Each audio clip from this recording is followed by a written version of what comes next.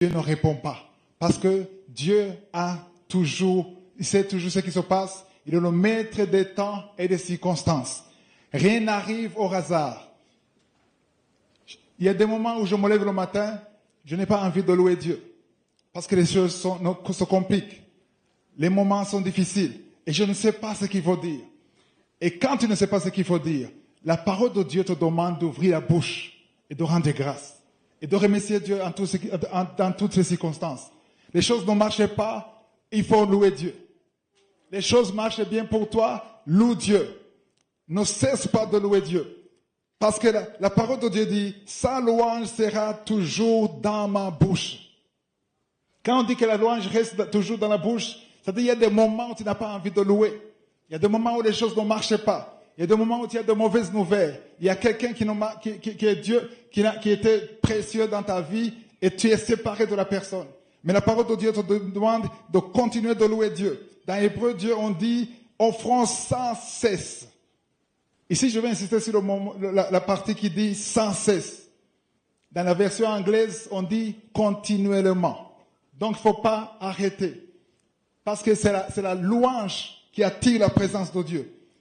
Dans Psaume, il est dit que l'Éternel siège au milieu des louanges. Et quand Jésus parlait avec la femme samaritaine, il a dit, le moment est arrivé où les vrais adorateurs adoreront le Père en esprit et en vérité. Parce que ce sont ces adorateurs que le Père cherche. Et Dieu cherche les adorateurs dans toutes les circonstances. Et quand tu es dans les moments difficiles, c'est le moment précieux pour rendre grâce. Parce que c'est le moment où tu donnes un sacrifice. Je veux qu'on comprenne que le sacrifice, c'est quelque chose que tu ne veux pas donner. C'est quelque chose qui te demande un effort. Je disais que quand tu es béni, ça ne demande pas un effort. Le diable ne peut pas arrêter la main de Dieu. Mais il peut chercher des choses qui t'empêchent de louer Dieu. Parce que louer Dieu, ça doit être dans ta bouche. Ça doit être une vie. Parce que j'ai compris que chaque fois que tu loues Dieu, tu attires sa présence. Je me souviens des moments où je ne savais pas comment vivre, comment payer le loyer, comment avancer dans la vie. Mais moi, je me mettais à genoux tous les jours. J'avais faim. Je ne savais pas comment m'en sortir. Mais je disais à Dieu, tout ce que je peux faire, c'est louer. Je peux adorer. Tout ce que tu as, tu n'es pas le propriétaire, mais tu es le gérant. Tout ce que tu as, la maison que tu as le titre de propriété, mais je dis que cette maison que tu as, ce n'est pas ta maison.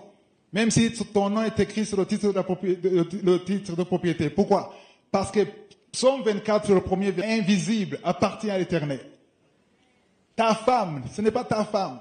Oui, c'est ta femme. Dieu t'a prêté ta femme. Amen. Dieu t'a prêté ta femme. Dieu t'a prêté tes enfants. Dieu t'a prêté ton mari. Mais la parole de Dieu nous a montré que nous sommes une vapeur. C'est-à-dire que tout ce que tu as, Dieu te l'a prêté. Il n'y a rien que tu peux donner à Dieu. Même si tu donnes l'argent, c'est comme si tu donnes à Dieu l'argent qui lui appartient. Le sacrifice que tu peux donner à Dieu, ça appartient déjà à Dieu. Mais il y a une chose que Dieu ne peut pas se donner lui-même, que toi tu peux lui donner. C'est un sacrifice de louange qui vient de ta bouche. C'est la seule chose que Dieu ne peut pas se donner lui-même. S'il veut ton argent, il prend ton argent. Il a le pouvoir de prendre ton argent. S'il veut ta maison, dans Psaume 50, il dit, si moi j'avais faim, est-ce que moi je viendrais te demander tes vaches? Est-ce que moi je bois le sang? Je ne bois pas le sang. Je ne mange pas de viande. Mais quand tu donnes ta vache, c'est juste pour m'honorer. Ça dit que il a dit le troupeau, les milliers de vaches qui sont sur la montagne m'appartiennent. C'était à l'époque, on parlait de vaches. Mais aujourd'hui, il dirait l'argent qui est dans la banque, l'argent qui est dans la FMI, Banque mondiale, tous ces dollars, tout cet argent, ça m'appartient. Mais dans Psaume 50, verset 14, on parle de sacrifice de l'eau. La seule chose que toi, tu as, que Dieu veut, que toi tu lui donnes, qui ne peut pas se donner, c'est la louange qui vient de ta bouche.